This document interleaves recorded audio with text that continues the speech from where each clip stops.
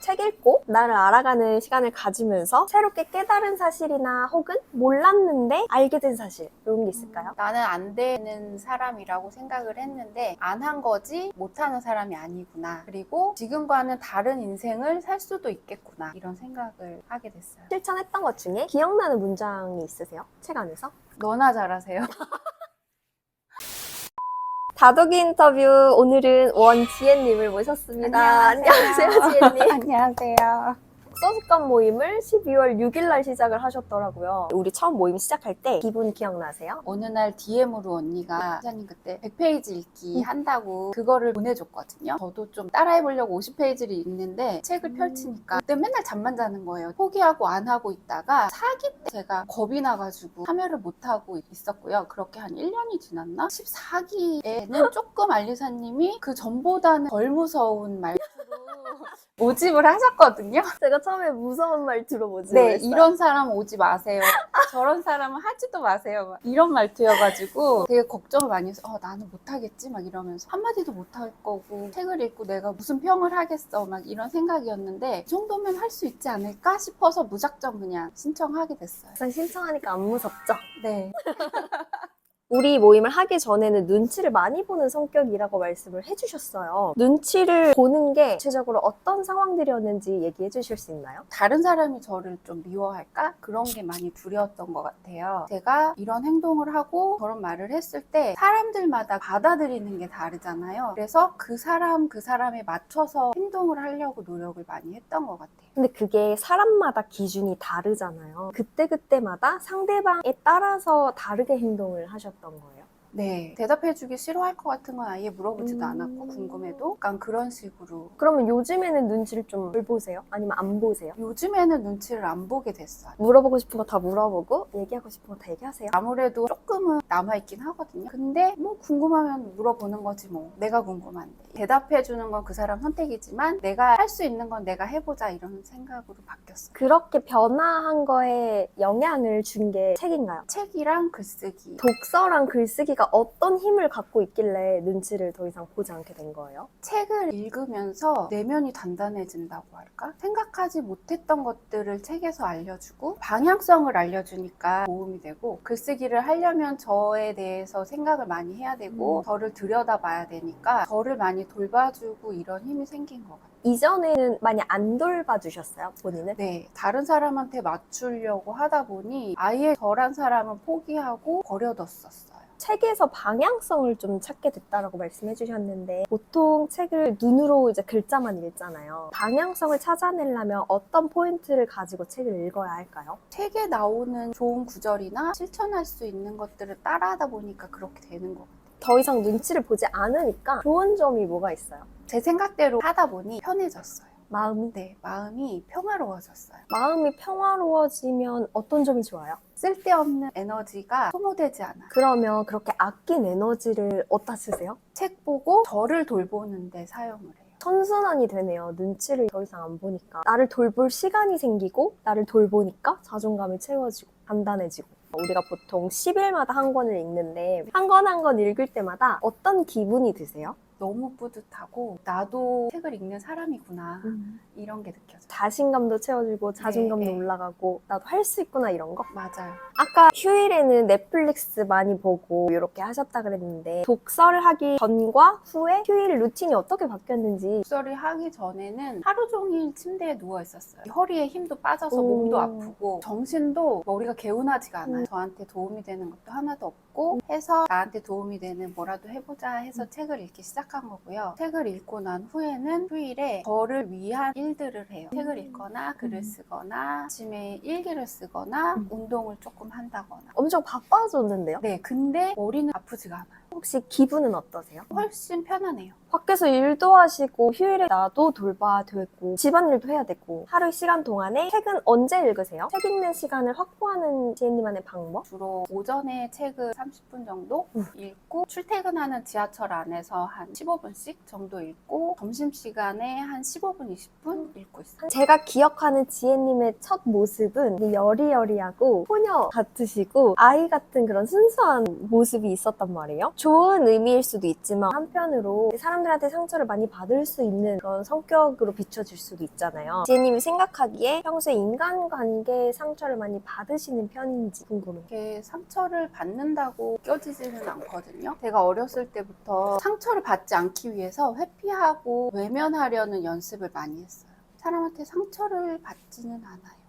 받았는데 기억을 못하는 걸 수도 있겠네요. 아주 어린 시절이라서 기억은 안 나는 것 같아요. 그런 연습을 많이 했기 때문에 상처를 그렇게 크게 받지는 않지만 극복하는 경험이 적으니까 좀 성장은 안 한 것 같아요. 어쨌든 그 첫 인상은 그렇게 되게 여리여리하고 소녀 같으시고 그랬는데 지금은 엄청 단단해 보이고 제가 느끼기 이제 어른이다 이렇게 느껴져요. 본인이 생각할 때는 변화에 대해서 어떻게 느끼세요? 예전에는 배우려는 의지가 별로 없고 다른 사람한테 의존도가 높았는데 요즘에는 배우고 싶은 거 있으면 그냥 배워보고 물어보고 싶은 거 있으면 그 사람 반응이 어떻든 간에 물어보는 방향으로 바뀌었어요. 그래서 그런지 지혜님 요즘에 보면은 활기차고 단단해 보이고 그래요. 에너지도 생기시고 에너지 좀 많이 생겼어요. 표정도 되게 좋아지고 반년 전하고 지금하고 다른 사람 같아요. 많이 달라졌죠. 저랑 독서 습관 모임, 글쓰기 수업, 독기부여 수업 이렇게 3개를 했잖아요. 지금도 하고 있는데 3개 수업으로 자신감과 자존감이 높아졌다고 말씀을 해주셨어요. 그거에 대해서 좀 더 구체적으로 얘기를 해주실 수 있을까요? 글쓰기 수업은 나에 대해서 생각해야 되는 수업이기 때문에 제가 좋아하는 거, 싫어하는 거, 하고 싶은 거, 저를 더 사랑하는 법을 좀 알게 된 것 같아요. 글쓰기 수업을 하다 보면 나에 대해서 생각을 많이 해야 되니까 힘들어하시는 분들이 되게 많단 말이에요. 지혜님은 안 힘드셨어요? 엄청 힘들었어요. 처음에 엘리사님이 행복에 대해서 쓰라고 하는데 시간도 오래 걸리고 뭐가 끝나지도 않고 시작도 안 되고 항상 그랬던 것 같아요. 어떻게 이겨내셨어요? 그냥 했어요. 근데 이거 진짜 중요한 말이에요. 그냥 하면 돼요. 독기부여랑 독서 습관 모임은 어떤 영향이 있었는지. 독기부여는 글쓰기 하면서 독기까지 내가 할 수 있을까? 그랬는데 우선 그냥 알리사님 믿고 하면 되겠다 싶어가지고 따라만 해보자 해서 등록을 하게 됐고 실천 독서를 하면서 거기에 계속 미션들이 나오고 개인 미션까지 있잖아요. 그거를 하나씩 그냥 따라하기만 하는데도 되게 성취감이 있고 자존감이 올라가더라고요. 상희님하고 예림님도 다 같은 반이잖아요. 근데 상희님이 그 얘기를 해주시더라고요. 독기부여 우리 반이 서로 이렇게 으쌰으쌰 하는 게 강해서 한 번도 안 하고 싶다라는 마음이 없었대요. 지혜님도 그러셨어요? 네, 우선 예림님이 너무 분위기 메이커셔가지고 네, 재미있기도 하고 또 알리사님도 좋은 말씀 많이 해주시지만 거기에 또 한 분 그분이 정말 명언 같은 말들이랑 어떻게 저런 생각을 하지? 나도 해봐야 되겠다라는 그런 말들을 많이 해주셔가지고 너무 좋아요. 아 진짜 이렇게 얘기하다 보니까 새삼 우리 독기부여 3월반 분들이 분위기가 진짜 좋구나 이거 느껴지네요. 그럼 독서 습관 모임은 자신감과 자존감 향상에 어떤 영향을 끼쳤어요? 정말 제가 책을 안 읽던 사람이거든요. 책만 펼치면 잠이 들었었는데 신기하게 이 모임을 하면서부터 잠이 안 오더라고요. 책 선정을 또 너무 잘해주셨기 때문일 수도 있고 술술 읽혔던 것 같아요. 그래서 한 번 깨고 나면 한 번 깼어. 벌써 2권 읽었어. 10권 읽었어. 그래서 지금 굉장히 책이 많이 쌓였거든요. 그런 거 보면서 나도 안 해서 그렇지 할 수 있는 사람이구나. 나도 책을 읽을 수 있는 사람이구나. 이런 생각을 많이 하게 됐어요. 책만 읽으면 잠이 온다라는 거 공감하시는 분들 많을 것 같아요. 저 지하철에서도 책 펼치면 어지러워가지고 뭐 보지도 못했었거든요. 어느 날 너무 시간이 없어서 퇴근길에 한번 용기를 내서 펴봤는데 어지럽지도 않고 너무 신기한 거예요. 네,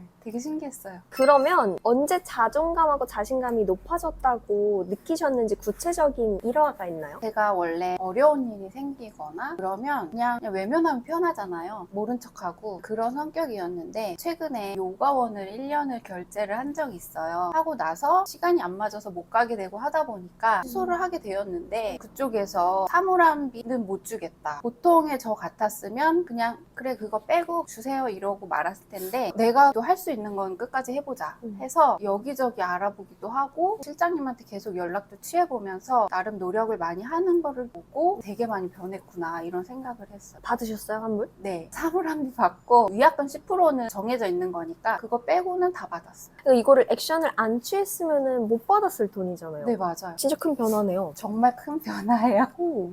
잘하셨어요. 저랑 같이 하면서 지혜님 인생에 찾아온 변화 3가지만 꼽자면 뭐가 있을까요? 시간을 무의미하게 흘려보내지 않게 되었고, 그로 인해서 시간의 소중함을 깨닫게 되었어요. 막연한 미래를 되게 불안해하면서 살았거든요. 근데 이제는 더 이상 막연한 미래에 대한 불안함이 없어서 마음이 편해진 거. 그리고 예전에 남한테 되게 의지를 하고 다른 사람이 제 삶을 결정해 주었으면 좋겠다 이런 생각을 하고 살았는데, 지금은 내 삶을 주체적으로 살아갈 힘이 생겼습니다. 독서와 글쓰기로 변화하는 것 중에 가장 많이 나오는 말이 미래에 대한 불안감이 사라졌다. 이 말이 네. 되게 많이 나오거든요. 근데 미래에 대해서 불안함을 느끼는 건 사실 인간의 본능이잖아요. 이걸 안 느끼게 되었다는 분들이 되게 많아서 전 이게 너무 좋아요. 될 수 있으면 불안하지 않게 살아가는 게 좋은 거잖아요. 이제 책 읽고 나를 알아가는 시간을 가지면서 새롭게 깨달은 사실이나 혹은 몰랐는데 알게 된 사실 이런 게 있을까요? 나는 안 되는 사람이라고 생각을 했는데 안 한 거지 못하는 사람이 아니구나. 그리고 지금과는 다른 인생을 살 수도 있겠구나. 이런 생각을 하게 됐어요. 그럼 지금 이제 뭐든지 다 할 수 있는 힘이 생기셨어요? 네, 힘도 생기고 용기도 생긴 것 같아요. 자, 그럼 지혜님, 사람들은 왜 나답게 살아야 할까요? 나만의 기준을 가지고 사는 게 행복하더라고요. 행복하게 살기 위해서 나답게 살아야 된다고 생각합니다. 이것도 우리 다덕이 인터뷰 해주신 분들이 되게 많이 얘기해 주셨거든요. 아, 진짜요? 네. 나답게 살아야 하는 이유는 내가 행복하게 살 수 있어. 네. 라고 대답해 주신 분들이 많아서 진짜 이 영상을 보시는 분들이 꼭 나답게 사셨으면 좋겠어요. 행복을 위해서. 앞으로는 어떤 인생을 살고 싶고 어떤 사람으로 살아가고 싶으세요? 저만의 삶을 개척하는 사람으로 살고 싶어요. 이제 마지막으로 인생책 한 권만 추천을 해주세요. 저한테 많이 도움이 됐던 알리사님 책, 사람 고쳐 쓰는 게 아니다. 사람과의 관계 때문에 힘들어했던 가스라이팅에 취약한 저에게 도움이 많이 됐어요. 실생활에 바로 써먹을 수 있는 팁들이 많이 적혀 있잖아요. 옆에서 친구가 얘기해주는 것 같은 느낌? 실천했던 것 중에 기억나는 문장이 있으세요? 책 안에서? 너나 잘하세요.